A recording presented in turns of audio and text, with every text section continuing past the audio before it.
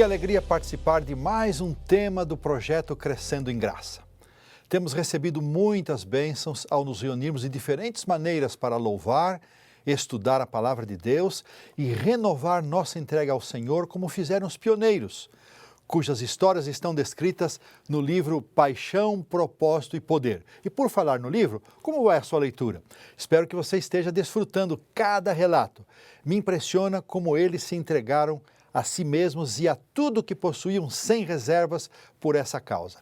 Que tremendo legado eles nos deixaram. Esteja sempre com a sua Bíblia em mãos, porque vamos hoje relembrar mais uma incrível história do profeta Eliseu. E juntos vamos ver que lições podemos aprender. Mas antes da leitura da Palavra de Deus, vamos orar e pedir as bênçãos de nosso Pai Celestial. Curve sua fronte, feche os seus olhos, vamos orar. Pai querido, nós rogamos a Tua bênção para o estudo que vamos fazer da Tua Palavra. Conduze-nos, ilumina-nos e dá-nos disposição para viver conforme a mensagem que aprendermos. Oramos em nome do Senhor Jesus. Amém. Vamos à leitura do texto de hoje. Abra sua Bíblia no segundo livro de Reis, capítulo 4, versos 42 a 44. Diz assim: Veio um homem de Baal Salisa e trouxe ao homem de Deus pães das primícias, 20 pães de cevada e espigas verdes no seu alforje. Disse Eliseu: dá ao povo para que coma. Porém seu servo lhe disse: como hei de eu pôr isto diante de 100 homens? Ele tornou a dizer: dá-o ao povo para que coma, porque assim diz o Senhor: comerão e sobejará. Então lhe expôs diante, comeram e ainda sobrou conforme a palavra do Senhor. O verso 38 deste mesmo capítulo, segundo Reis 4, nos informa que o profeta Eliseu estava em Gilgal, em companhia dos estudantes da escola dos profetas que ficava nessa localidade. Essa não é a mesma Gilgal próxima a Jericó, onde Josué e o povo acamparam após cruzarem o Jordão. Provavelmente ela ficava mais perto de Betel, onde também estava outra escola dos profetas. Eliseu visitava periodicamente as 3 escolas, Gilgal, Betel, Jericó. O verso também nos informa que havia fome naquela terra. Ao comentar esse episódio no livro Profetas e Reis, na página 241, Ellen White confirma que era uma época de privação e escassez.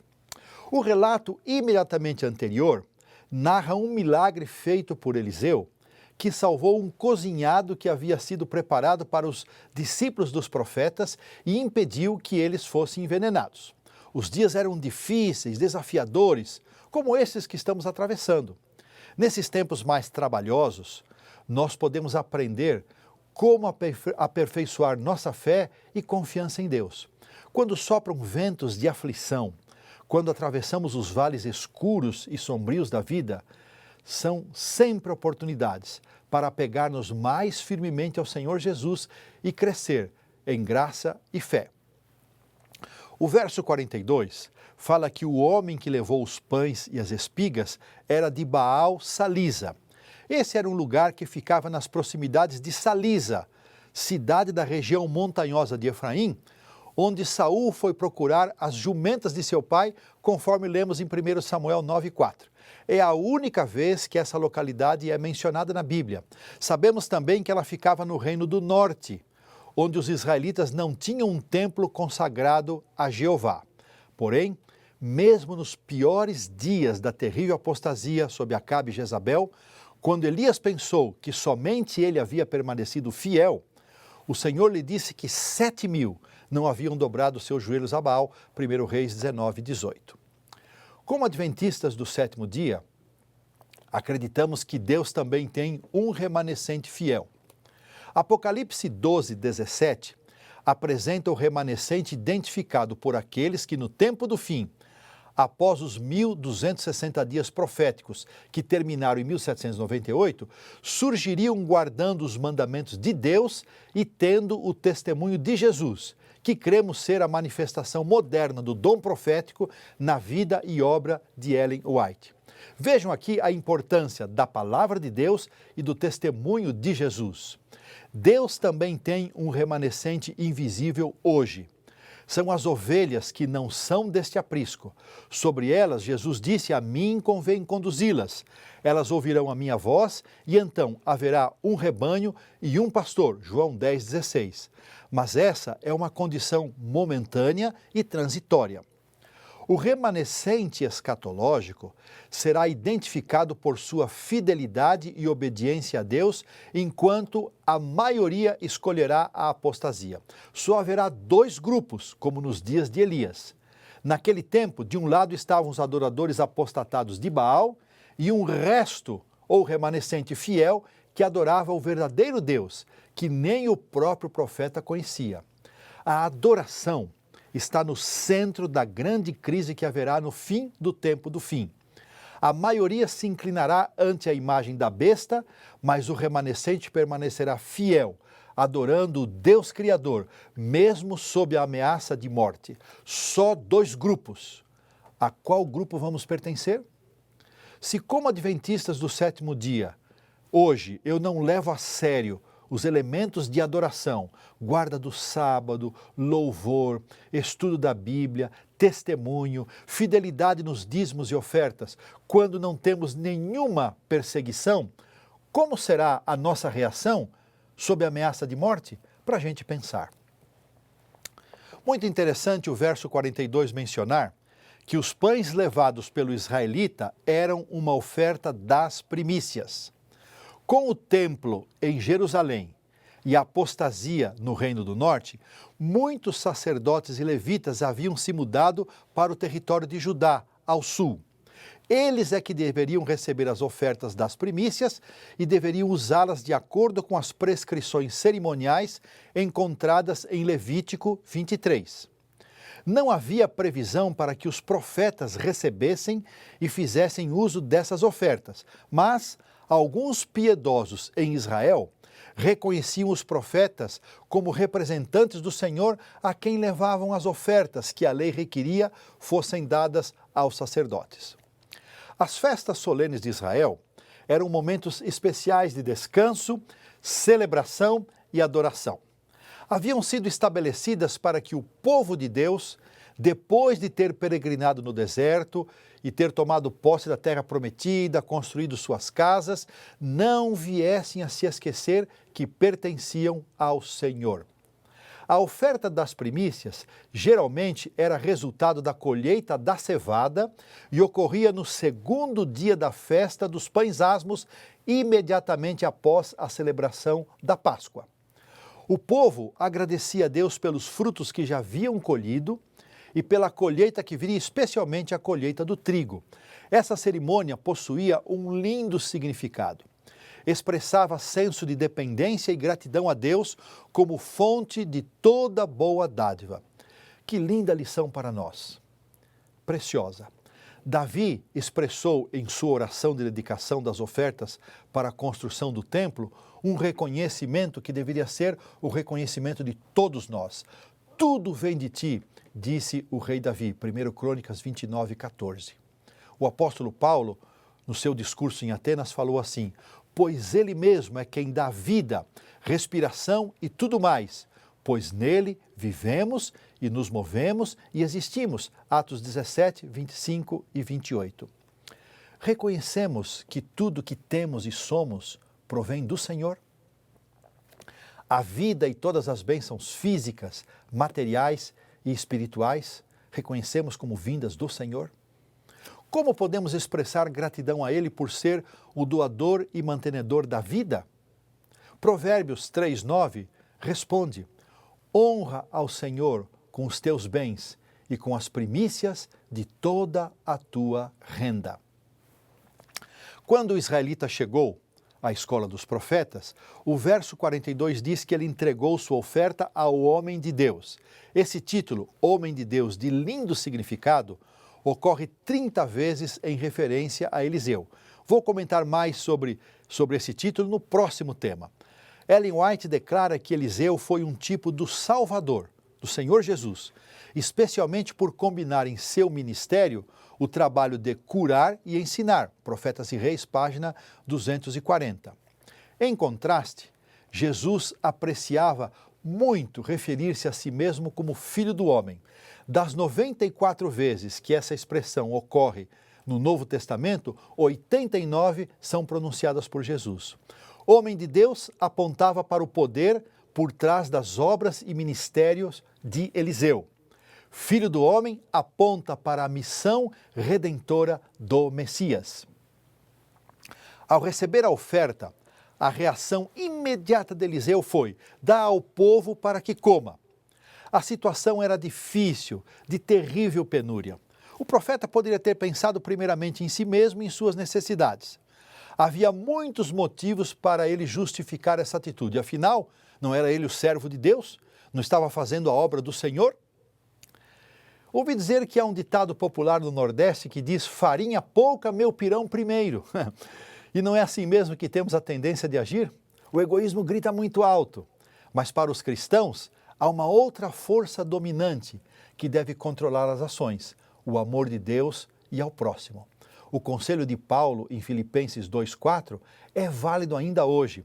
Não tenha cada um em vista o que é propriamente seu, senão também cada qual o que é dos outros. Que tremendo desafio! Além de olhar para o Senhor Jesus, contemplar seu sacrifício, louvá-lo e agradecer por tudo que fez por nós, a palavra de Deus nos orienta a adotarmos o sistema de fidelidade como um poderoso antídoto contra o egoísmo que está impregnado em nossa natureza pecaminosa. Olhem o que Ellen White escreveu sobre isso.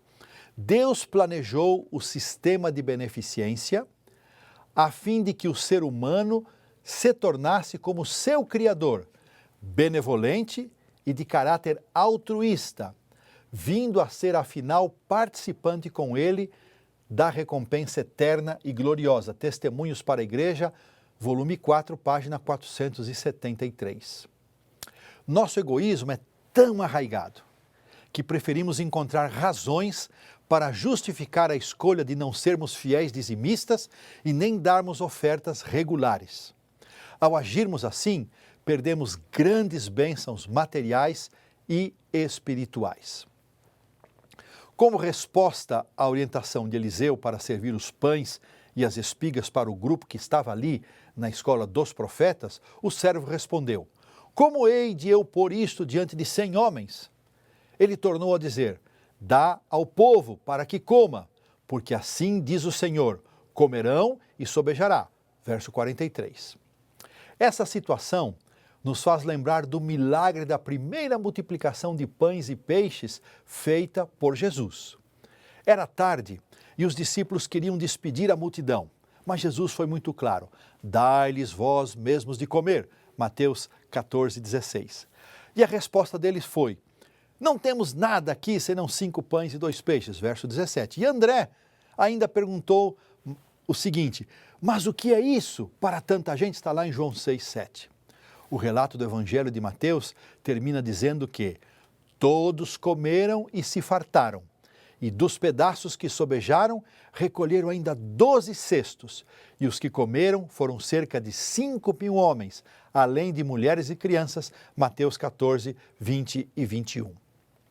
O servo de Eliseu olhou com olhos humanos para as primícias, mas o profeta enxergou a mesma oferta de alimentos com os olhos da fé. Para o servo do profeta, a ordem parecia tola e impossível de ser cumprida. Como poderiam 20 pãezinhos de cevada e umas poucas espigas satisfazer a fome de 100 pessoas? Eliseu sabia que o Senhor tinha essa situação difícil sob seu controle. O profeta ordenou que o servo colocasse sobre a mesa os pães e as espigas. E quando a ordem foi obedecida, não apenas houve comida suficiente para todos, como também sobrou. A palavra poderosa do Senhor havia anunciado e realizado o que parecia impossível.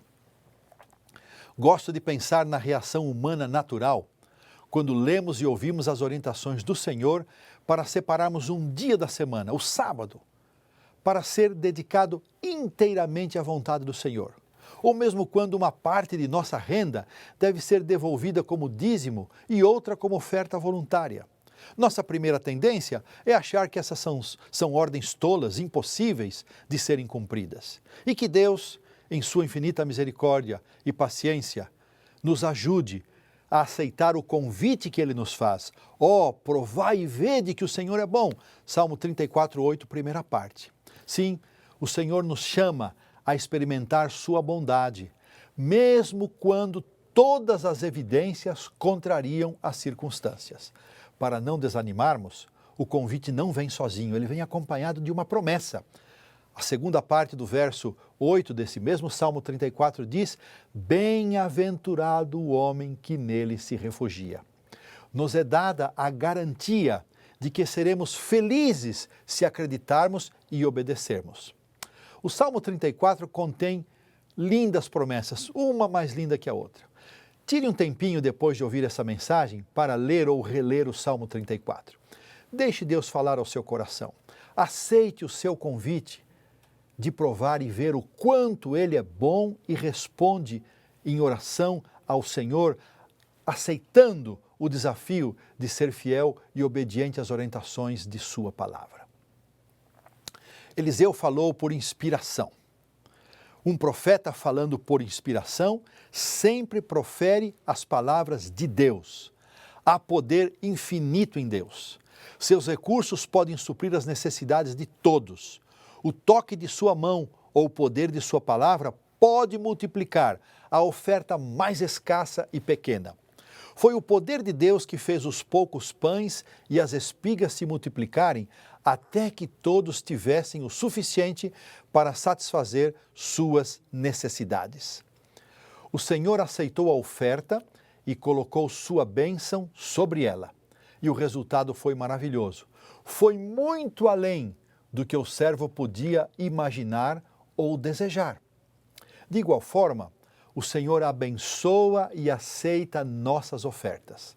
Seja dedicando tempo, talentos ou recursos, o Senhor multiplica nossos esforços e os converte em bênçãos para nós mesmos e para outros. Não devemos olhar para nós mesmos e para nossas limitações, mas devemos olhar para Deus e seu infinito poder de multiplicar o que temos e o que entregamos para a sua causa. O que temos em mãos pode parecer completamente inadequado para satisfazer as necessidades das pessoas, mas Deus se encarregará de transformar e multiplicar o pouco em muito e o muito em bastante. Ellen White escreveu o seguinte a respeito desse milagre: Ele multiplicará por sua bênção a dádiva que lhe é levada com gratidão e oração, como multiplicou o alimento dado aos filhos dos profetas e à multidão cansada. Profetas e Reis, página 243. Há ainda mais uma preciosa lição que podemos extrair dessa história. Ela termina dizendo que comeram e ainda sobrou, conforme a palavra do Senhor, verso 44. O céu está mais perto da terra, além do que se pode ver. Deus está interessado em suprir nossas necessidades muito mais do que imaginamos. Suas promessas são tão reais como seus mandamentos e instruções. O apóstolo Pedro afirmou: lançando sobre ele toda a vossa ansiedade, porque ele tem cuidado de vós. 1 Pedro 5,7. O que preocupa você, meu irmão? O que aflige seu coração, minha irmã? Leve isso ao Senhor em oração, com a certeza de que o Senhor cuidará de sua dor e da sua angústia. Gosto muito das promessas encontradas nos escritos do apóstolo Paulo, que passou por experiências muito angustiantes na vida. Talvez eu esteja pregando justamente para alguém que está atravessando por um desses momentos extremos, desafiadores, angustiantes. Leiam comigo o que Paulo escreveu. E o meu Deus, segundo a sua riqueza em glória, há de suprir em Cristo Jesus cada uma de vossas necessidades. Filipenses 4,19. Posso ouvir um amém à distância aqui de vocês? Ora, diz ainda o apóstolo, aquele que é poderoso para fazer infinitamente mais do que tudo quanto pedimos ou pensamos, conforme o seu poder que opera em nós, a Ele seja a glória na Igreja, em Cristo Jesus, por todas as gerações, para todos sempre. Efésios 3:20. Podemos dizer um amém? Amém. Glória a Deus. Que maravilha, queridos irmãos, que preciosas promessas, que conforto saber que o nosso Pai Celestial promete suprir cada uma das nossas necessidades e que vai fazer por nós muito mais, abundantemente, além do que pedirmos ou pensarmos. E foi pensando nessas lindas promessas que escolhi a história de hoje, extraída do livro Paixão, Propósito e Poder. Stephen Nelson Haskell foi um pioneiro que deixou preciosos legados para a nossa igreja, fruto de sua dedicação à obra do Senhor. Vamos conhecer um pouco mais de sua vida e realizações. Stephen Haskell deixou preciosas contribuições para a nossa igreja.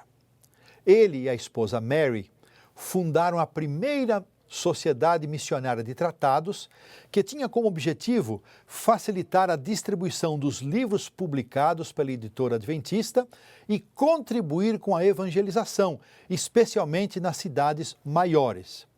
Ele organizou e promoveu inúmeras dessas sociedades, que depois se tornaria no Departamento de Ministério Pessoal como nós o conhecemos hoje. Ele também foi o criador do sistema de distritos pastorais que a igreja ainda utiliza em todo o mundo. Ele popularizou o sistema de ministrar estudos bíblicos por meio de perguntas e respostas que a igreja tanto utiliza nas suas classes bíblicas. Ele não foi o autor, mas ele tornou isso um método muito apreciado e aceito. Foi sempre um líder dinâmico e generoso. Serviu como presidente de várias associações nos Estados Unidos. Ao lado de Percy Magen, durante quase 2 anos, 1889 e 1890, ele percorreu o mundo com o propósito de mapear os territórios das futuras missões adventistas. Sua motivação missionária o levou a aceitar chamados para trabalhar na África e na Austrália, mesmo estando viúvo. Longe de seu país e sem uma companheira, sentia-se muito só, mas sempre foi confortado com as mensagens de Ellen White. Na verdade, Stephen Haskell recebeu mais cartas dela do que qualquer outra pessoa fora da família White. Por fim, a irmã White o ajudou a encontrar uma nova esposa, que lhe foi uma abençoada companhia na obra do Senhor. A neta mais velha de Ellen White, Ella Robinson, escreveu um livro sobre a vida de Stephen Haskell e conta que certa vez, enquanto seguia seu itinerário pelo estado da Geórgia, o pastor Haskell sentiu-se impressionado a descer do trem de maneira abrupta, inesperada, numa estação que estava praticamente deserta. Como não havia ninguém na estação, ele e o seu companheiro oravam silenciosamente ao lado da bagagem, esperando para ver o que Deus havia reservado para eles naquele lugar. De repente apareceu um carro. O motorista os cumprimentou e perguntou: "Estão esperando alguém?" "Não", disse o pastor Haskell, "mas talvez você saiba nos dizer se há adventistas do 7º dia por aqui." "Ah, sim", disse o homem, "há uma família que mora a cerca de 10 quilômetros daqui. Ficarei contente em levá-los lá." Ao chegarem, bateram a porta várias vezes, até que ouviram uma voz frágil convidando para entrar. Logo perceberam que havia alguém doente naquela casa. A mãe e as 2 filhas estavam enfermas e a mãe já bastante debilitada. O pastor Haskell tomou sua Bíblia, leu algumas promessas e orou por elas. Essa família cuidava de uma escola que ficava ao lado da casa delas e servia toda a comunidade que vivia ali nos arredores. Na manhã seguinte, quando as crianças chegaram na expectativa de terem suas aulas, foram recebidas pelo pastor Haskell, que explicou a situação das professoras e dispensou aquelas crianças por 2 semanas. Anos mais tarde, aquela mãe contou a ela, neta de Ellen White, que bênção foi a chegada do pastor Haskell à sua casa naquele momento tão difícil para elas. Uma prova do espírito de dedicação e entrega dos talentos e bens dos pioneiros aconteceu quando o pastor Haskell trabalhava em South Lancaster, na costa leste americana. Ele e sua primeira esposa haviam lutado e economizado por mais de 20 anos para pagar a casa própria. Logo após quitarem o financiamento, ficaram sabendo de uma crise financeira em Battle Creek, então sede da Associação Geral. Havia uma necessidade urgente de $3.000. Com espírito de oração e alegria, Haskell e sua esposa refinanciaram sua casa e mandaram o dinheiro para a sede da igreja. Posteriormente, ele reconheceu que no momento foi uma grande prova para eles, mas que Deus lhes havia recompensado 10 vezes mais em todos os sentidos. Que tremenda experiência! Que o Senhor impressione o nosso coração a vivermos uma vida de fé e confiança na palavra de Deus. Vimos nesta mensagem que Deus sempre teve um remanescente fiel e não é diferente hoje. Cremos no remanescente escatológico, que permanecerá fiel no tempo do fim, quando somente 2 grupos existirão. A qual grupo vamos pertencer? As primícias expressavam tanto gratidão e reconhecimento a Deus. Reconhecemos que tudo quanto somos e temos vem do Senhor. Eliseu deu um lindo exemplo ao entregar a oferta para alimentar os estudantes. O seu servo não teve fé, mas nós somos chamados a crer e viver de acordo com a palavra profética. Vimos também que Deus ouviu a oração de seu servo e multiplicou os alimentos e atendeu e satisfez a todos. O Senhor nos chama para viver uma vida de fidelidade na guarda do sábado e na devolução dos dízimos e ofertas voluntárias. O Senhor promete multiplicar tempo, talentos e recursos para dedicarmos à igreja. Existem lindas e preciosas promessas na Bíblia que falam do cuidado de Deus por nós. A história de vida e dedicação de Stephen Haskell é um grande exemplo para todos nós. Que Deus traga paz e alegria ao nosso coração, ao renovarmos a decisão de entregar a nossa vida a Ele e à sua igreja, depor aos seus pés tudo o que somos e temos. Que o Espírito Santo nos ajude a vencer o egoísmo paralisante de nossa natureza pecaminosa. Que a graça do Senhor Jesus nos conforte e fortaleça. Quero convidar você a orar. Pai querido, te agradecemos mais uma vez por termos sido abençoados com o estudo da Tua Palavra. Ajuda-nos, Pai, a renovarmos a nossa decisão de fidelidade, de entregarmos a Ti tudo o que temos e somos em reconhecimento a tudo que o Senhor tem feito por nós. Guarda o nosso povo, protege a nossa gente e abençoa-nos em nome do Senhor Jesus. Amém. Um grande abraço a todos e que Deus nos abençoe.